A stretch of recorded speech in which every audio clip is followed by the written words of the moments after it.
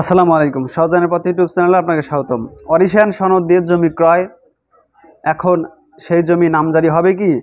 যদি না হয় তাহলে করণীয় কি? এ বিষয়ে এক ভাই জানতে চেয়েছেন। তো অরিশিয়ান সনদ দিয়ে জমি ক্রয়, বর্তমান সময়ে জমি ক্রয় করার পূর্বে অবশ্যই ওয়ারিশি সম্পত্তি ক্রয়ের ক্ষেত্রে ওয়ারিশদের মধ্যে বন্টননামা দলিল রেজিস্ট্রেশনকৃত আছে কিনা, সেই বন্টন দলিল মোতাবেক নামজারি করেছে কিনা, খাজনা পরিষদে দাখিলা আছে কিনা, জমির ভোগ দখল ঠিক আছে কিনা, এই বিষয়গুলো দেখে শুনে যাচাই করে তারপর জমি ক্রয় করতে হবে। কারণ বিগত যে ভূমিমন্ত্রী জনাব সাইফুজ্জামান চৌধুরী ছিলেন, তেনার সময়ে ওয়ারিশি সম্পত্তি বন্টন দলিল বাধ্যতামূলক করা হয়েছে যতদূর আমি জানি।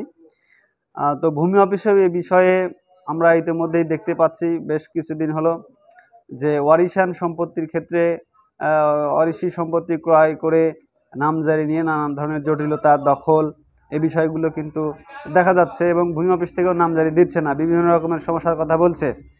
অর্থাৎ এই সমস্যাটার কথা বা এই ওয়ারিশান সম্পত্তি নামজারি করার ক্ষেত্রে যে সমস্যাগুলো ফেস করতে হয়, যে সমস্যাগুলো দেখা দেয়, যে অর্থাৎ কেউ যদি ওয়ারিশি সম্পত্তি বিক্রি করে, দেখা যায় যে একজন ব্যক্তির একাধিক জমি আছে, একাধিক ওয়ারিশ রয়েছে।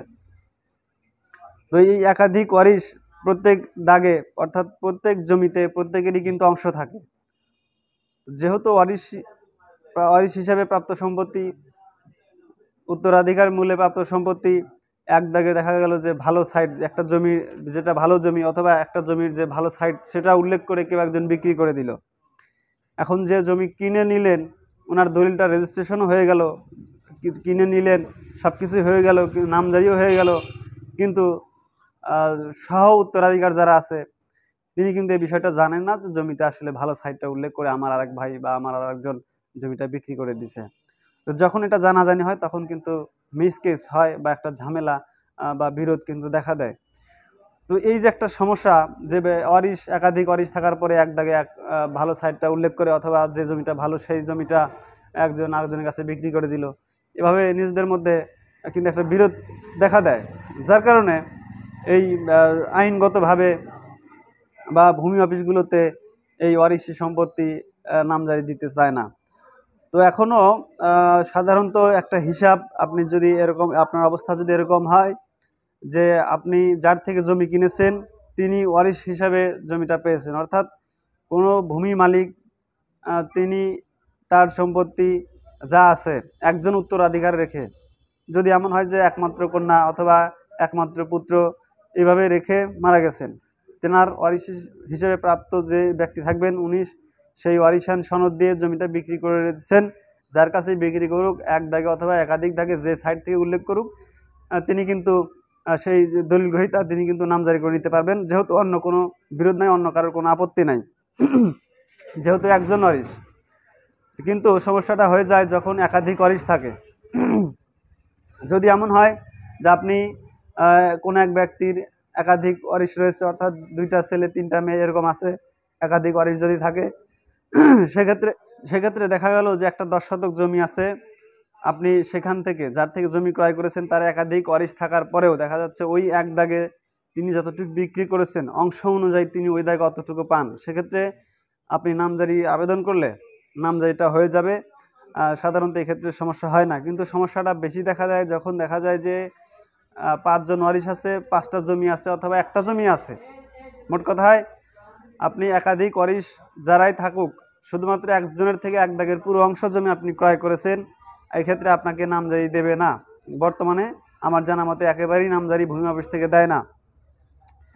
তো যদি এরকম হয় যে আপনি একাধিক ওয়ারিশ ছিল, কিন্তু যে কোনো একজন ওয়ারিশের থেকে আপনি জমি ক্রয় করেছেন, যদি আপনি নামজারি করে নিতে না পারেন, যদিও নামজারি করলেও বিভিন্নভাবে সিস্টেম করে, বাংলাদেশের সিস্টেমের তো অভাব নাই, সিস্টেম করে যদিও নামজারি করে নেন, কিন্তু ভবিষ্যতে গিয়ে কিন্তু মিসকেস বা একটা সমস্যার কিন্তু সম্ভাবনা থেকে যায়।